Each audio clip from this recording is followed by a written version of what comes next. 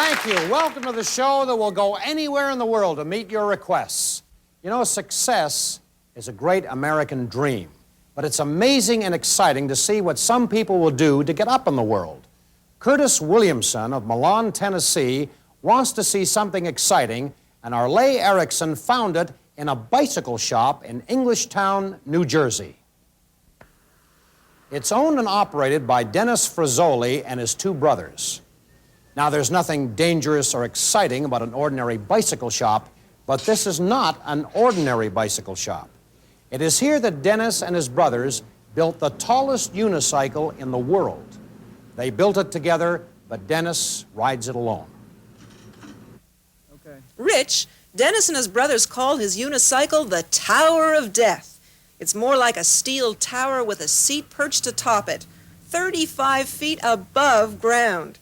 It is the world's tallest unicycle. I want to do something that no one else in the world's doing. A unicycle can be dangerous on a high wire, but this one doesn't have to be on a high wire to be dangerous.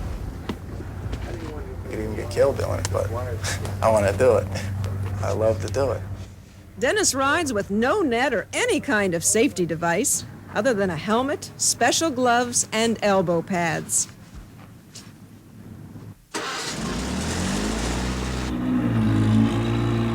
Tell him when to stop, Bob. Tell him when to stop? Yeah, I don't want to go. I'll tell him, don't worry. All right. The view from the top, like looking out a fourth-story window.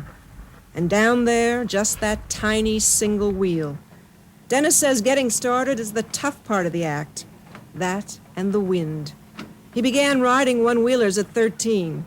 At 22, he's sitting on top of the world's height record for unicycles.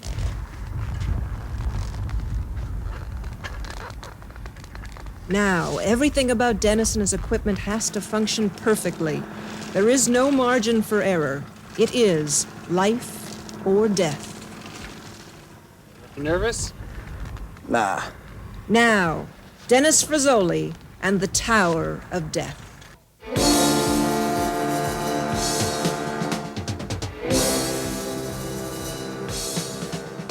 This stunt is so hazardous, the Guinness Book of World Records has refused to recognize Dennis. They say the ride is too dangerous, since no safety equipment is used.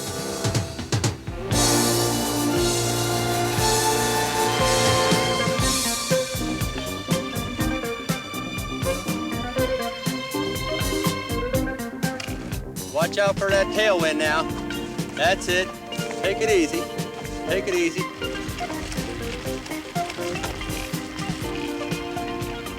You can start your turn now, come on. That's it. Now watch out for that wind. Okay, easy does it. Come on. Good show, keep going. Keep going now. Just watch out for that tailwind. That's it. Keep it going. Dennis will now guide the unicycle through a slalom course of 8 markers. 1, 2, 3, 4, 5, 6, 7, and 8. It takes incredible balance, coordination, and sheer courage. And Dennis can't relax his concentration until he's safely back to the lift. Phew. Dennis Frazzoli and the Tower of Death. Because you asked for it. This letter from Len Eldred of San Leandro, California, sent our You Asked For It crew to San Andreas, California. Here's billiard expert Ernie Morgan.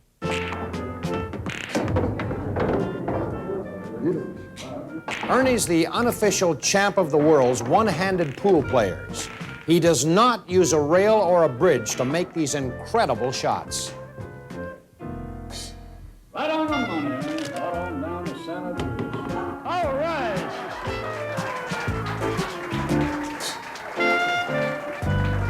Ready? Well Well, I had a explosion of dynamite cap in my left hand when I was 7 years old. I stuck a match in a dynamite cap and blew off 2 fingers and thumb in my left hand. So I met Ralph Greenleaf, the world's champion. And he told me, he says, Ernie, you may not make it with 2, you don't have 2, but you might with 1.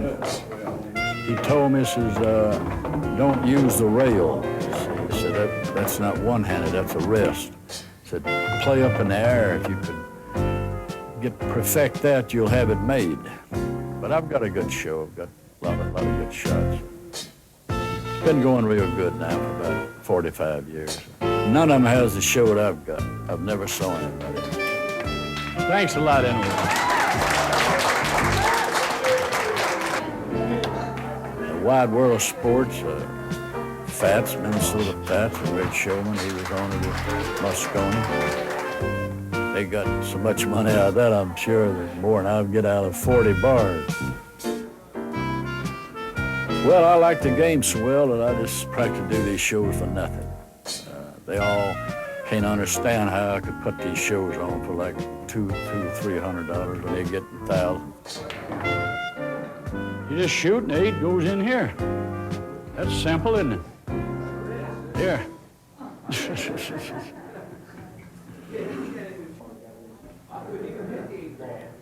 You don't hit the 8, you hit the 10. The judge just said, explain the shot, Ernie. I said, well, you hit the 10, pull the cue ball back. 10 banks a 14 over, the 10 hits the 5, the 15 goes over. 5 kisses off, hits the 6, banks a 7 over. 6 kisses off the 7, hits the 1, banks the 2 back in the 13, pushes the 8 up here, good night. All right. See you later. All you gotta do is do it, huh? Thanks a lot, and I hope you enjoyed the show. All right, all right.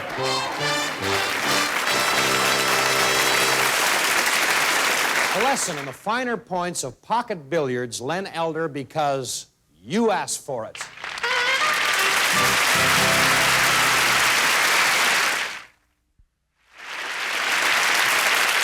Jack Smith, the host of the original You Asked For It, is going to show us some performers who are at their best when they're just, well, when they're just kind of horsing around.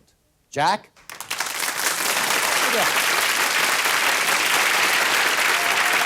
Rich, since the dawn of history, the horse has served man in peace and in war. Now, we've all seen beautiful horses racing or in rodeos or parades, but there's one special breed of horse whose ballet-like movements have earned it a unique place in the horse world. This breed is the Lipizzaner. Performs tricks that not even Olympic riders are asked to duplicate. Now, You Asked For It went to Vienna and the Spanish riding school in 1957 to watch the ballet of the Lipizzaners. Leaping Lipizaners. Here amidst princely splendor in the heart of old Vienna, they perform with matchless grace over the sawdust-strewn quadrangle of their own indoor arena. Starting when they're 4, they're schooled from 3 to 5 years. Once fully trained, they're seldom retired before 25 years.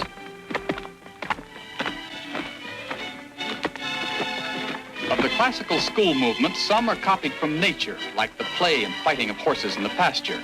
Others are adaptations of maneuvers formerly used in combat.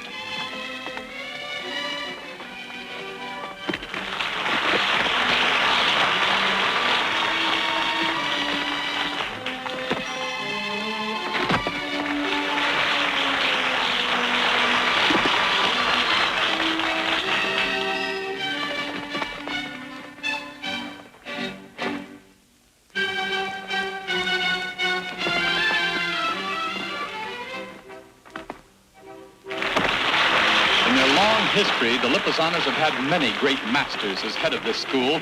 This is Colonel Alois Pajovsky, one of the finest trainers of horses in history. Practice is endless. This they call a courbette, graceful leaps on the hind legs, 4 feet seldom touching the ground, seen here in slow motion.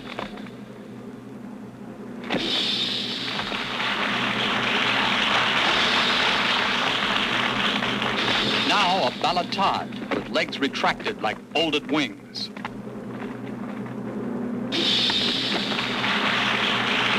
another ballotage, a supreme achievement for beast and man.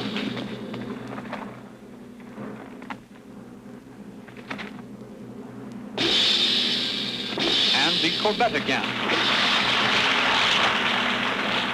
The levade, the raising and folding of the forelegs while the haunches support the full weight of the body.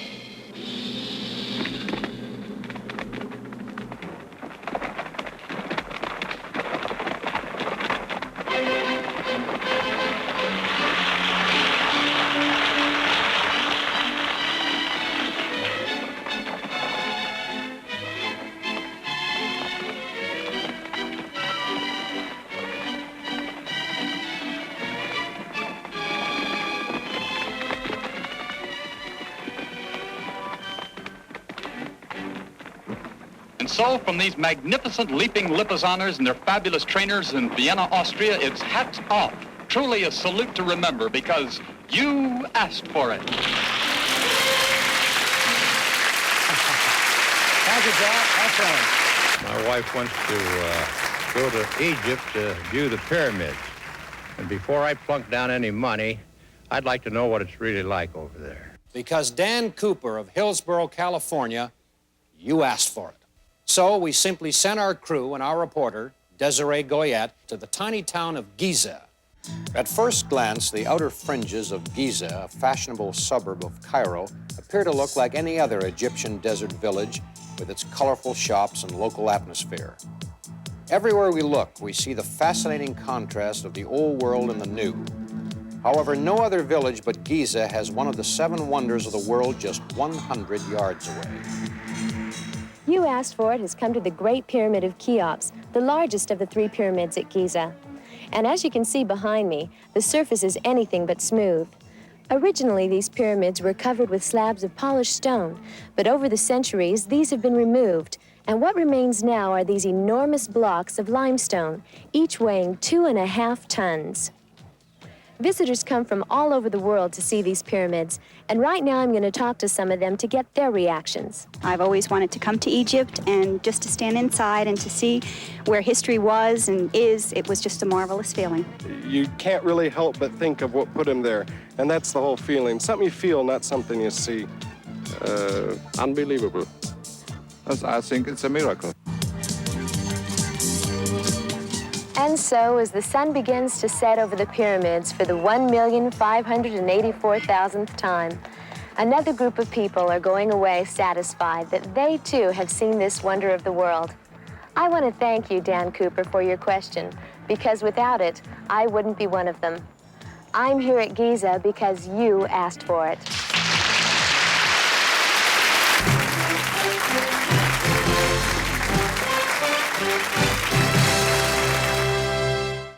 Susan J. Tomsick of Westerville, Ohio, heard about a house in Massachusetts where the people are all wrapped up in newspapers.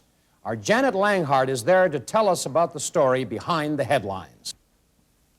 Thanks, Rich. Massachusetts is filled with strange and wonderful things. The paper house is one of them. There it is, all the news that's fit to live in. The newspaper house is as good a piece of Americana as you could ever hope to find.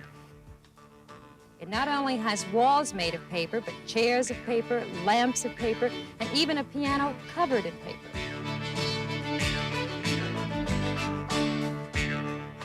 It was put together by Ellis Steinman and his wife and daughter in 1922.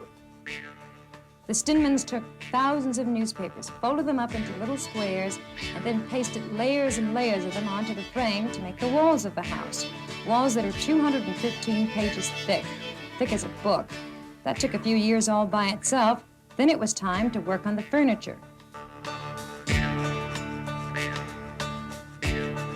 Little did the paperboy know he was helping to build a house. Mr. Steinman always insisted on using fresh newspaper, so you could be sure every day that paper came, it would get rolled up and turned into a clock or a bookcase, or even drapes at the window. Correction, the drapes are made of magazine covers, just for a change of decor. Think of what it would be like to live in a house made of newspapers. I mean, you wouldn't have to read the paper over coffee at the breakfast table. You could simply read the table. You would never have to put up any wallpaper. There's already plenty of that. On a cold winter night, you could curl up next to the newspaper fireplace and read a good chore. Or in the case of the paper house at Pigeon Cove, you can just look at the writing on the wall and remember. A whole house full of history right before your eyes.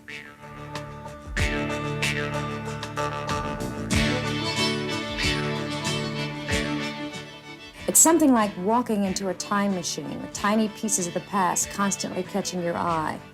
Most of the house is made of Boston papers, many of which are now defunct. Papers in the clock come from all over the country. Papers in the bookcase from all over the world. There's even a desk made entirely of pages telling the story of Charles Lindbergh and his flight across the Atlantic. It took the Steinmans 20 years to build the paper house and then make all the furniture.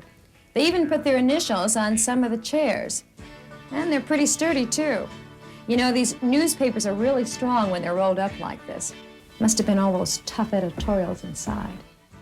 And every year, the varnish on the outside is touched up to help the paper house withstand the elements. So it was just an experiment that turned into a house.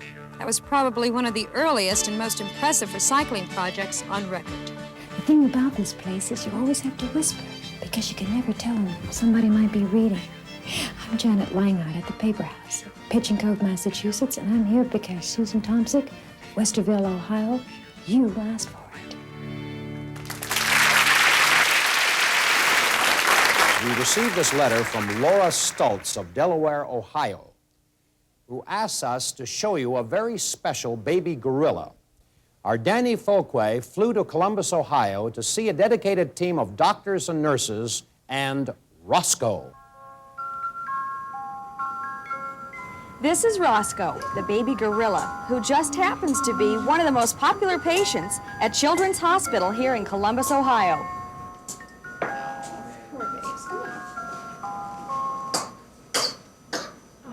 Roscoe is being cared for here in the hospital's animal research facility. In fact, many of the doctors, nurses, and staff here at the hospital care for Roscoe on their own time.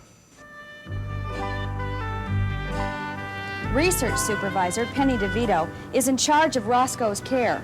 Roscoe suffered an intestinal infection, which causes dehydration and diarrhea.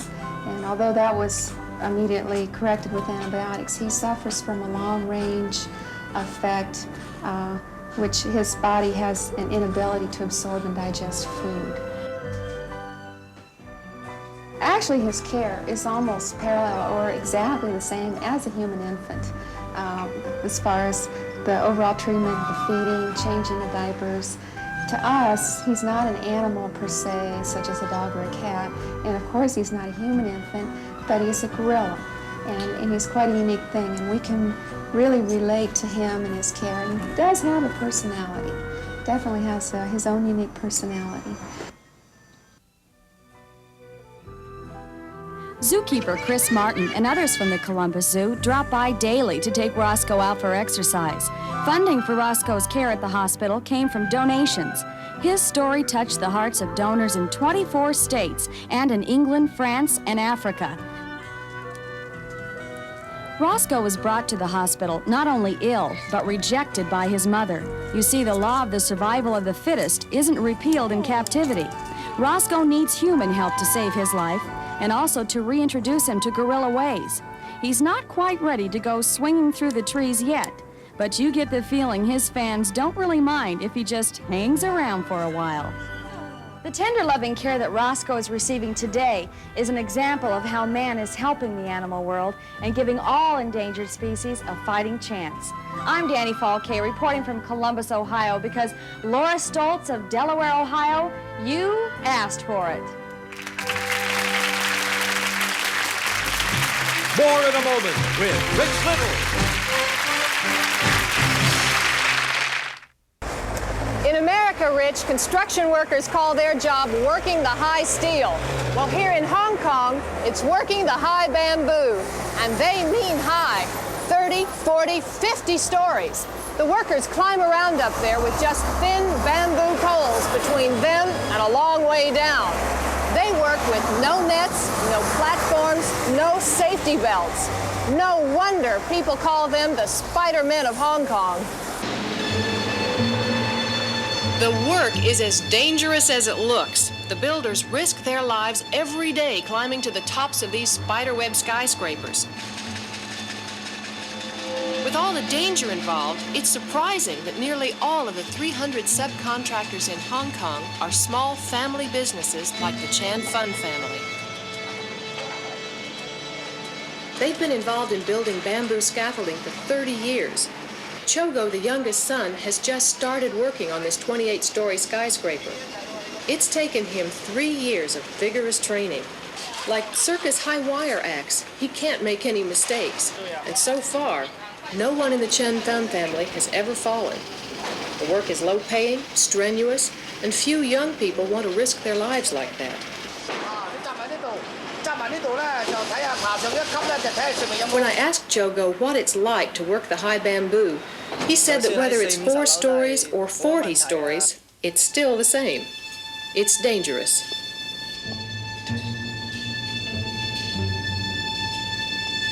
When you're on the ground looking up, it's hard to imagine how this bamboo spiderweb goes together. Well, the first bamboo pole put into position is just as important as the last. 20 of Mr. Chan Fun's workers can scaffold 1 floor of a block-wide building in less than a day. They can work that fast because the bamboo poles are just tied together with reinforced stripping. The scaffolding is braced against the building with short bamboo poles and secured by wires onto anything that looks like it'll hold. Each pole is carefully fastened to the last until a network of bamboo stretches as high as the building. Concentration at all levels is of the utmost importance as the Spider-Men inch their way to the top. 1 slip of the foot, 1 cross tie coming loose, could plunge a worker to his death. Everywhere you turn in Hong Kong, you see bamboo scaffolding, and the increased construction has gone hand in hand with an increased accident rate. Even though the pay is low, untrained workers feel that some money is better than no money, and they're willing to take their chances on the high bamboo. Only when the building is finished can the bamboo be dismantled. Just a flick of a sharp knife, and the bamboo poles can be recycled on the next construction project. You know, this looks so flimsy and dangerous. And I can tell you that it's slippery to walk on. But you know, it's a lot stronger than it looks. In 1964, when a typhoon hit Hong Kong, there were 2 buildings under construction right next to each other. One had the regular metal scaffolding, and one had bamboo scaffolding. Both of them faced right into those typhoon winds. Well, the bamboo scaffolding rode out the storm. The metalwork collapsed. This is Alana Davis, climbing high in Hong Kong because you asked for it. Show for tonight. See you next time on You Asked For It. Thank